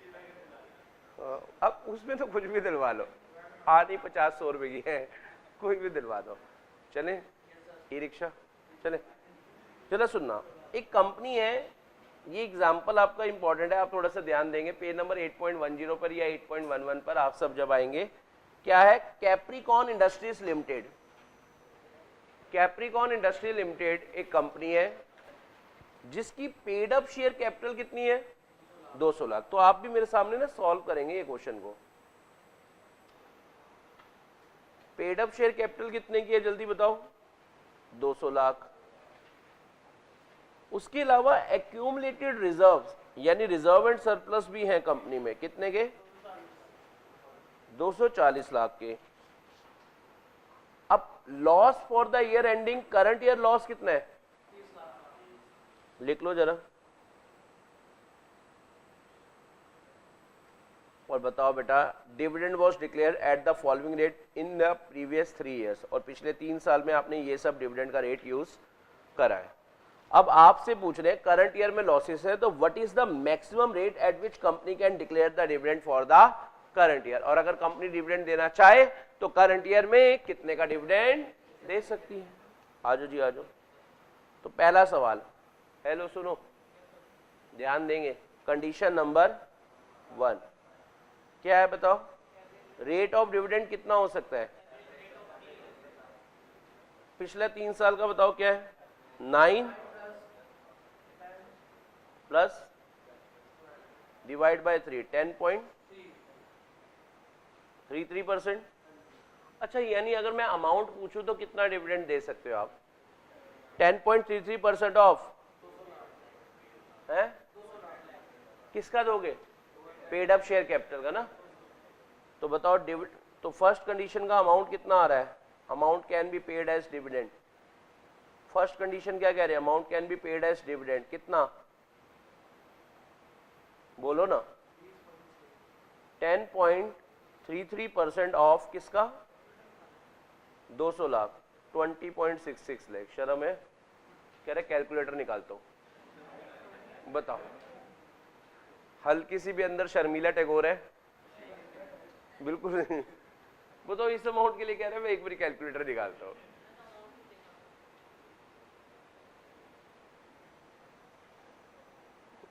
शुक्र है यहाँ कोई 4th 5th की क्लासेस नहीं चलती, आते जाते देर पे हंसते हो जाते, भैया को इतना भी नहीं आता। कंडीशन नंबर 2, तभी तो हमने दरवाजा बंद कर रखा है, बाहर से छोटे छोटे बच्चे देख के हंसे ना। चलो सेकंड कंडीशन क्या होती थी, आप कितना पैसा निकाल सकते हो, तो बताओ कितना निकाल सकते हो, अमाउंट कैन बी विड्रॉन। ये देखो ध्यान देना, ध्यान, रिजर्व एंड सरप्लस भरा हुआ है 240 लाख का, लेकिन आप इसमें से निकाल कितना सकते हो, 10% ऑफ किसका, paid up share capital plus. तो बताओ पेड अप शेयर कैपिटल कितनी है, जल्दी बताओ, 200 लाख, और फ्री रिजर्व्स कितने के, 240, यानी आप कितने निकाल सकते हो, 44 लाख। लेकिन इसमें से पहले क्या करोगे, करंट ईयर लॉस कितने हैं, तो यानी balance available for distribution of dividend कितना आ गया, 14 लाख। समझ आया या नहीं आया, बेहोश हो या सही हो, ठीक है, लिमका विमका की तो कोई जरूरत नहीं है। चलो, बैलेंस अवेलेबल फॉर डिस्ट्रीब्यूशन, कौन सा भूषण, डिस्ट्रीब्यूशन ऑफ डिविडेंड।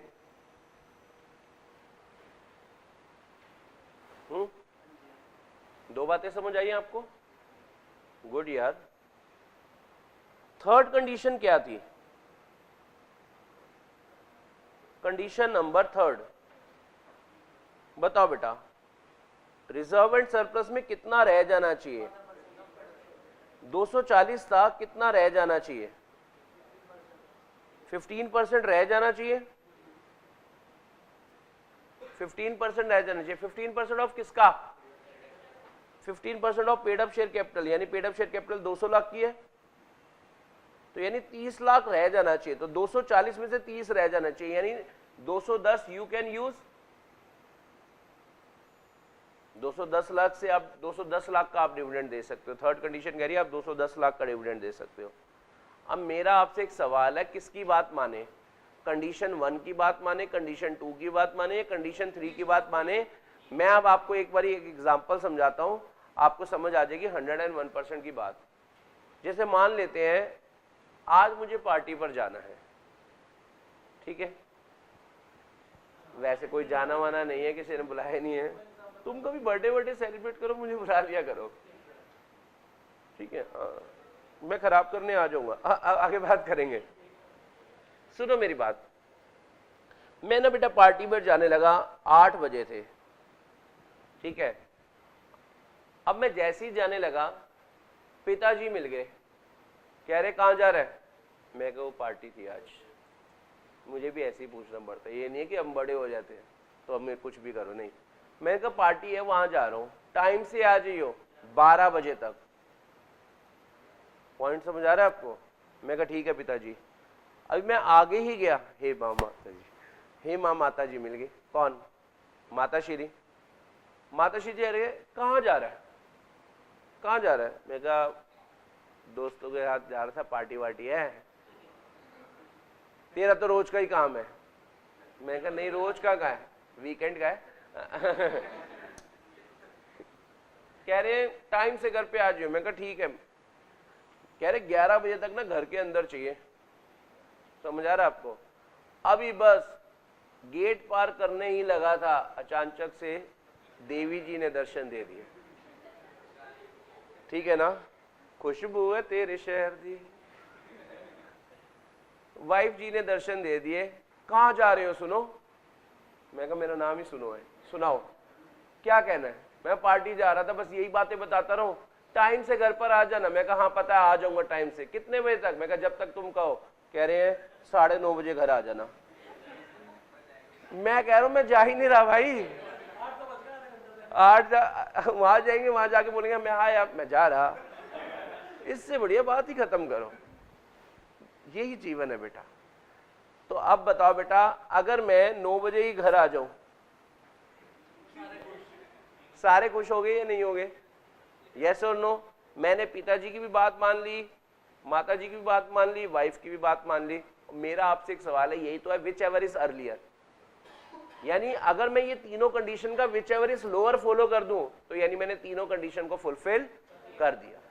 तो बताओ तीनों का विच एवर इज लोअर क्या आ रहा है?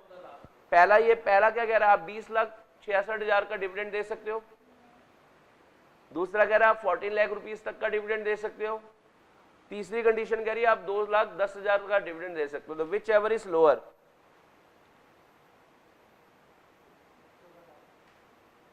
तो कितने का बताओ? 14 लाख रुपीस का आप डिविडेंड दे सकते हो। विच एवर इज लोअर समझ आ गया फ्रॉम द अबव कंडीशंस? बोलो यस और नो। अब सुनना मेरी बात, आप इधर ध्यान दे रहे? हेलो, ये था अमाउंट ऑफ डिविडेंड जो आप दे सकते हो, लेकिन क्वेश्चन में अमाउंट नहीं बोला। क्या बोला हुआ? मैक्सिमम रेट बताओ कितने का डिविडेंड आप। ये तो मैक्सिमम अमाउंट आया ना जितने का आप डिविडेंड दे सकते हो। तो रेट कैसे निकलते हैं? विच, ये तो मैक्सिमम अमाउंट आया ना, लेकिन हमारा क्वेश्चन की रिक्वायरमेंट अमाउंट नहीं है बच्चे। तो बताओ रेट ऑफ डिविडेंड का फॉर्मूला होता है अमाउंट ऑफ डिविडेंड अपॉन में paid up share capital into में 100। तो बताओ बेटा अमाउंट ऑफ डिविडेंड कितना निकल कर आया जो आप दे सकते हो? 40 lakh. Paid up share capital कितने की है? 200 लाख इनटू में 100। तो आंसर क्या आ गया? 7%। यानी आप 7% का इस साल डिविडेंड दे सकते हो। आ रहा है समझ या नहीं आ रहा? आप मुझे जवाब देंगे। आप जवाब देने में बहुत आ गए, मैंने सुना। हो गया?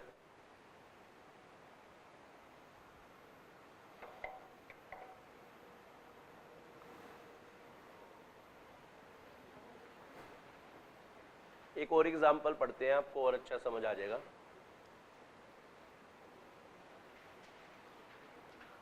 चलें एक और एग्जाम्पल करते हैं बेटा, आपको समझ आ जाएगा। आना, पूछ लो, कोई डाउट है? फिर क्यों बातें कर रहे हो? 8.13 पर आना ना आपको, या 12 पर आइए? वही तो कह रहा हूँ, 8.13 पर आ जाओ आप। एग्जाम्पल करेंगे एक। कह रहे हैं Shipra sugar limited, sugar mills limited has been regularly declaring a dividend at the rate कितना परसेंट? कह रही है कंपनी है 20% के हिसाब से डिविडेंड दे रही है लास्ट कितने ईयर से? हाउएवर, लेकिन इस साल company has not made adequate profit. लेकिन इस साल कंपनी को इतने अच्छे प्रॉफिट हुए नहीं। समझ आ रहा है? समझ आ रहा है आपको? During the current year, but it has got adequate free reserve. लेकिन इसके बाद रिजर्व एंड स्टार प्लस भर भर के बढ़े हुए हैं। Which can be utilise for maintaining the dividend, और उससे आप आराम से 20% दे सकते हो, इतना पैसा उसके अंदर पड़ा हुआ है। कह रहे हैं आपको, कह रहे हैं एडवाइस करो, देखो आपकी एडवाइस मांग रहे हैं, देखो कितने बुरे हालात आ, कह रहे एडवाइस करो। क्या एडवाइस करो? कि कंपनी को कैसे आगे बढ़ना चाहिए इस मैटर में। अगर कंपनी 20% डिविडेंड देना चाहती है तो पूरा थ्योरी लिखना है आपको, कि सारी आपको कंडीशन सेटिस्फाइड करनी पड़ेंगी। तो 20% वाली हो रही है, आपके रिजर्व एंड सरप्लस में से इतना पैसा निकल सकता है, और तीसरा बताओ क्या, जो निकलेगा पैसा उसमें से आप पहले सेट ऑफ करेंगे, जो बच जाएगा वो आगे सेकंड का और फिर थर्ड का। तो इन्होंने पूरी थ्योरी बता रखी है, ठीक है ना। तो अगर ये आप कंडीशन सारी सेटिस्फाइड कर दोगे तो आप क्या कर पाओगे, डिविडेंड दे पाओगे। बोलो समझ आ गया आपको? पॉइंट्स राइट है? कितने पॉइंट्स हो गए अपने? 4 हो गए ना। एक बात 4 पॉइंट के नीचे लिखना, एक और बात, जब ये एग्जाम्पल खत्म हो गए तो उसके नीचे एक बात लिखना और थोड़ा नोट बना के लिखना। और ऐसा नोट है कि दूर से भी आपको नजर आ जाए, ऐसा नोट आपको बताना है। और इस नोट को देखकर आपको यही कहना है कि मैं देखा तेरी फोटो, ठीक है ना। बड़ा नोट बनाना है $500 का, कम से कम $100 नोट बनाएंगे आप।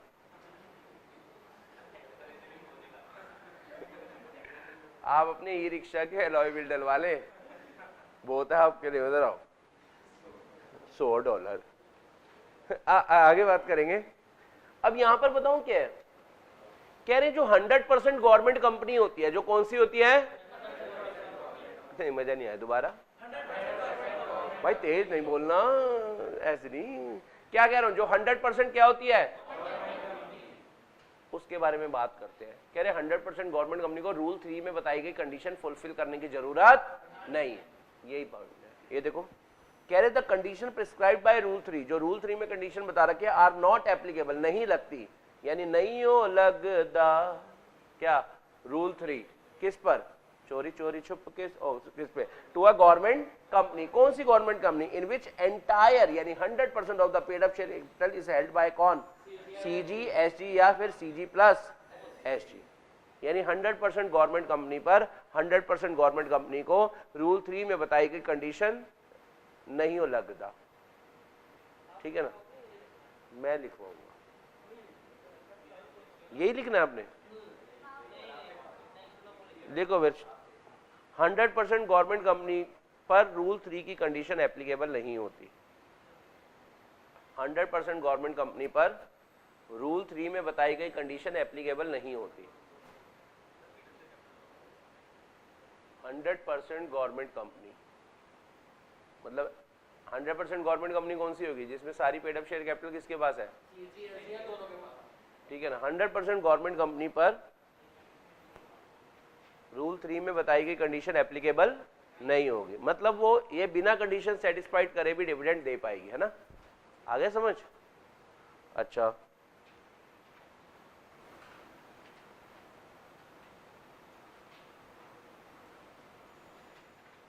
पॉइंट नंबर 5 हेडिंग बनाओ, डिपॉजिटिंग ऑफ अमाउंट ऑफ कौन सा डिविडेंड?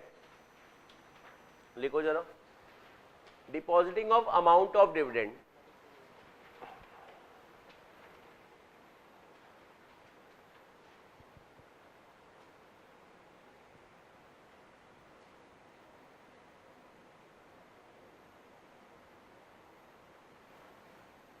अच्छा, इसमें भी ना मेरे को याद दिलाना, मैं भूलना जो बतानी है, ये वाली कंडीशन भी किस पर नहीं एप्लीकेबल होती? 100% गवर्नमेंट कंपनी नहीं, 100% गवर्नमेंट कंपनी पे एप्लीकेबल नहीं होती। ये कंडीशन है क्या? पहले जो ना एक बार ये बना लेना, मेरे साथ ट्रैक बना लेना।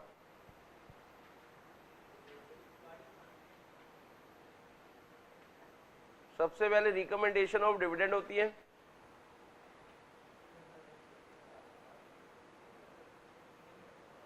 सबसे पहले रिकमेंडेशन ऑफ डिविडेंड होती है। डिविडेंड रिकमेंड हो गया। अच्छा, इसके बाद डिविडेंड क्या होता है? जल्दी बताओ। डिक्लेयर, यानी यहां होती है डेक्लेरेशन ऑफ डिविडेंड। तो ये कुछ कहना चाह रहे हैं ये कहना चाह रहे हैं जिस दिन डिविडेंड क्या होगा डिक्लेयर, उसके अगले 5 दिनों के अंदर अंदर, उसके अगले कितने दिनों के अंदर अंदर, 5 दिनों के अंदर अंदर जो अमाउंट ऑफ डिविडेंड है वो आपको जमा कराना होता है एक सेपरेट बैंक अकाउंट में। सेपरेट बैंक अकाउंट कहां खुलवाना पड़ेगा, in a schedule bank. Schedule bank कौन से होते हैं, जिन बैंकों के लिए आरबीआई ने गारंटी दे रखी होती है, और हमारे इंडिया में सारे बैंक वही होते हैं, आरबीआई गारंटी बैंक होते हैं। हाँ, तो बताओ बेटा आपको क्या करना है, अमाउंट ऑफ डिविडेंड डिपॉजिट करा देना है। कहां डिपॉजिट करा देना है, in a separate bank account of अ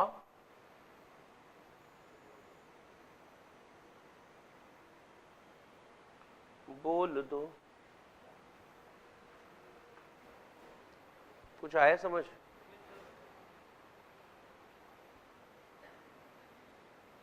ठीक है, अब ये बात भी लिख लो, हमें वैसे 5% 5 दिनों के अंदर अंदर पैसा जमा कराना होता है, ये बात भी किस पर नहीं लगती, 100% गवर्नमेंट कंपनी पर। तो लिखो this point also not applicable to 100% government company.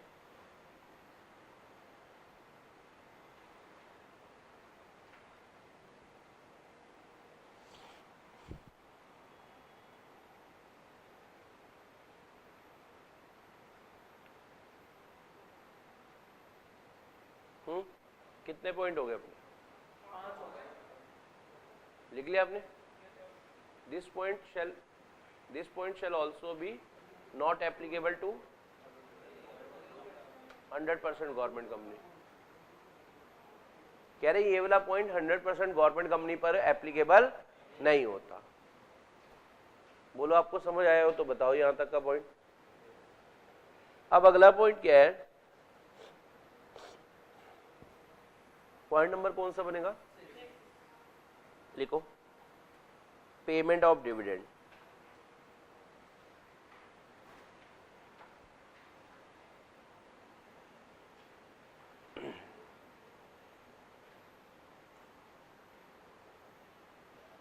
Point number 6 payment of dividend.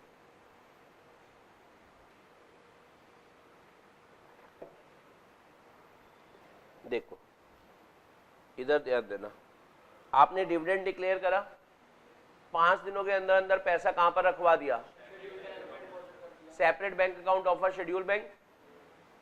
अब आपको डिविडेंड पे कब तक करना होता है बेटा, जिस दिन डिविडेंड डिक्लेयर हुआ उससे अगले 30 दिनों के अंदर अंदर, उससे अगले कितने दिनों के अंदर अंदर। अच्छा ये 30 दिन कहां से है, डिविडेंड डिक्लेरेशन से, ना कि अमाउंट डिपॉजिट से। उसके अंदर अंदर 30 डेज के अंदर अंदर या तो आपको डिविडेंड पे कर देना है या फिर डिविडेंड वारंट पोस्ट कर देने हैं। तो जहां आपने पॉइंट नंबर 6 लिखा है ना, उसके लिए यहां आप मार्क कर दें कि यहां से समझना है। समझ आ रहा है आपको? या तो आपको 30 डेज में डिविडेंड पे कर देना है या फिर डिविडेंड वारंट पोस्ट कर देने हैं। देखो डिविडेंड की पर्चियां बांट देनी है, वारंट मतलब जो ऐसी पर्ची जिसे दिखाकर आपको डिविडेंड मिल जाएगा। तो 30 दिनों में आपने पर्चियां अपने यहां से भेज दी हैं। हाँ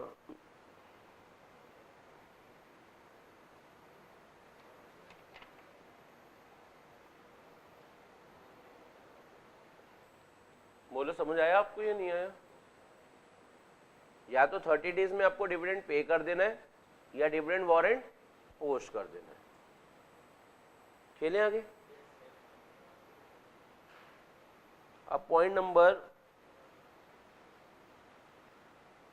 ये बनाएंगे, पॉइंट नंबर कौन सा बनाएंगे आप, 7। ये ऐसे बनाना, ये पूरा आपको बनाना ही पड़ेगा, कोई ऑप्शन नहीं है आपके पास। एक ये लिख लेना नीचे, काइंड्स में नहीं,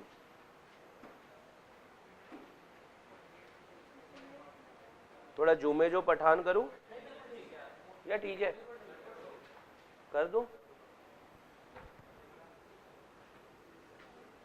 ठीक है आप कर लो, पहले नोट कर लो फिर मैं आपको समझा दूंगा।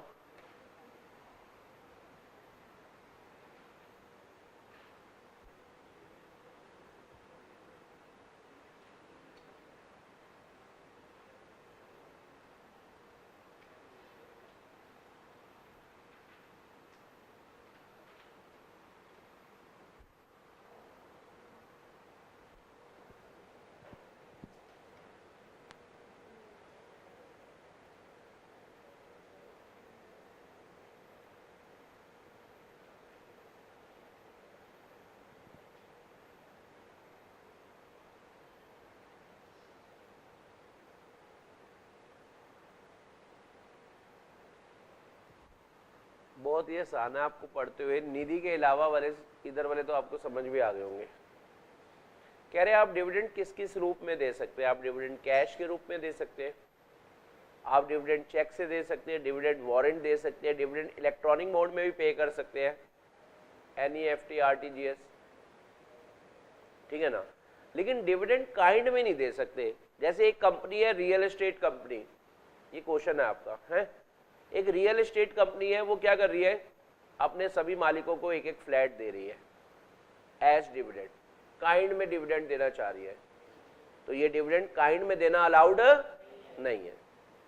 हाँ, डिविडेंड आप किसको दे सकते हो, जिसका रजिस्टर में नाम लिखा हुआ है, कंपनी के मालिकों के रजिस्टर में जिसका नाम लिखा हुआ है आप उसको दे सकते हो। या कई बार वो कहता है यार मेरी जगह ये पैसे इसको दे देना, यानी वो ऑर्डर कर देता है, वो क्यों करता है वो तो नेक्स्ट क्लास में आपको समझ आएगा। और कई बार बैंक को हम कह देते हैं यार इस बैंक में हमारे पैसे डाल देना, ये हमारा अकाउंट नंबर है। और बैंक भी तो एजेंसी फंक्शन करता है ना, हमारे भी आप पर डिविडेंड कलेक्ट करता है, तो हमने लिखवा दिया, बैंक अपने आप कलेक्ट करता रहेगा। तो कंपनी डिविडेंड कैश में दे सकती है, चेक में दे सकती है, वारंट में दे सकती है, इलेक्ट्रॉनिक मोड में दे सकती है, लेकिन काइंड्स में देना अलाउड। हाँ, आप डिविडेंड दे किस किस को सकते हो, रजिस्टर्ड शेयर होल्डर को दे सकते हो, उसके ऑर्डर पर दे सकते हो, मतलब जिसको वो कह दे उसको दे सकते हो, या बैंक को दे सकते हो। अगर आप निधि कंपनी है, निधि कंपनी कौन होती है, जिस कंपनी में निधि काम करती है, ये वो नहीं होती, फिर कौन सी होती है, कमेटियों वाली company, self help group company.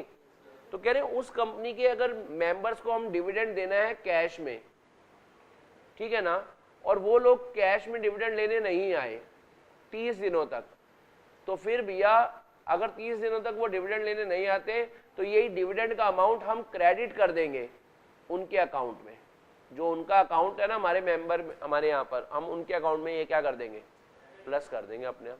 मतलब हम कैश में डिविडेंड देना था, वो लेने नहीं आ रहे तो उनके अकाउंट में हम डलवा देंगे। यहां तक का पॉइंट समझ आ गया, पक्का वाला। अच्छा, लास्ट पॉइंट लिखो इस सेक्शन का, आखिरी point, prohibition on declaration of dividend. Prohibition on क्या, डेक्लरेशन ऑफ क्या, डिविडेंड। बचपन से आपको एक बात पढ़ाते हुए सेक्शन 8 कंपनी को डिविडेंड देना अलाउड, पहला तो वही हो गया। 2 झूले लटकाना है इसके लिए, prohibition on declaration of dividend, मतलब प्रोहिबिशन है, मतलब ये चीज आप कर ही नहीं सकते। कंपनी 2 केसेस में डिविडेंड नहीं दे सकती। आप ना पहला ये देख रहा, सुनो, पहले ना आप क्या करो, सेकंड वाले झूले पे लिख दो, इन case of section 8 company, in case of क्या, सेक्शन 8 कंपनी। ये आपको ऑलरेडी पता है, जो सेक्शन 8 कंपनी होती है, जो सेक्शन 8 कंपनी होती है, बोलना पड़ेगा, जो सेक्शन, बताओ बेटा, उसे डिविडेंड देना अलाउड होता है या नहीं होता, उसे डिविडेंड देना अलाउड नहीं होता। यहां तक का पॉइंट समझ आ गया। अच्छा, दूसरा केस, मतलब बेसिकली पहला केस जो हमें बनाना है, अगर कंपनी ने सेक्शन 73 या 74, कंपनी ने 73 और 74 के प्रोविजंस को कंप्लाई नहीं करा, मतलब आपने 73 और 74 सेक्शन में जो बातें लिखी हैं, जब तक आप उनको ठीक नहीं कर लेते ना, तब तक आप डिविडेंड नहीं दे सकते अपने इक्विटी शेयर होल्डर को। समझ आ रहा है आपको? तो लिखना जरा, default in complying default in complying section 73 and 74. Default in complying section 73 and 74, मतलब ऑब्लिक में कर लो, या तो आप 73 नहीं मान रहे या 74, ठीक है ना। तो अब जरा सुनना, इसी के नीचे जो फर्स्ट वाला झूला उसके नीचे देखो, मान लेते हैं आपने सेक्शन 73 या 74 का डिफॉल्ट करा, आपने डिफॉल्ट करा या तो 73 का या 74 का, तो अब आपने डिफॉल्ट सही कर लिया, गलती करी, गलती सही कर ली, डिफॉल्ट मेड गुड।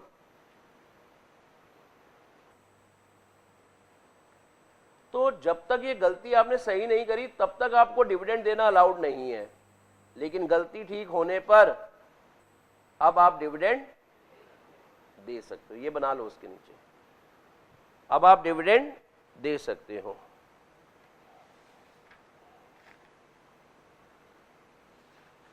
आ रहा है समझ या नहीं आया आपको? वो भी बात करेंगे, बस सेक्शन नंबर लिख लो, वो हमारा डिपॉजिट का चैप्टर होगा, फिर हम उसमें पढ़ लेंगे।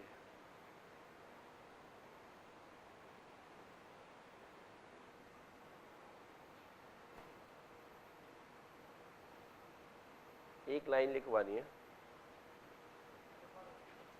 ये नोट कर लिया सभी ने। पॉइंट नंबर कौन सा बनेगा? 9th। Company shall not pay dividend in lieu of, company shall not pay dividend in lieu of bonus. Company तुम कभी भी ये नहीं कह सकते कि हम इस बारी बोनस की जगह क्या दे रहे हैं? Dividend, and vice versa. Company shall not pay dividend in lieu of, in lieu of, lieu of मतलब in place of bonus, and vice versa. Company कभी भी ये नहीं कह सकते कि हम डिविडेंड की जगह पे बोनस दे रहे हैं या बोनस की जगह पर डिविडेंड दे रहे हैं। यहां तक का पॉइंट समझ आ गया आपको? ठीक है। अच्छा, एक आपका होमवर्क है आज और आपको ये करना ही है, पेज नंबर 8.17 या 8.18 पे क्वेश्चन नंबर 1 से लेकर ना, क्वेश्चन नंबर 1 से लेकर आपके 11 है, इनमें से एक आधा क्वेश्चन इंटरिम डिविडेंड का होगा, वो मत करना, उसके अलावा बाकी सारे क्वेश्चन आप ट्राई कर लेना, ठीक है, आपसे आराम से हो जाएंगे। ठीक है, चलो अभी आपको ब्रेक देते हैं, मिलते हैं छोटे जय निके जय ब्रेक तो बाद।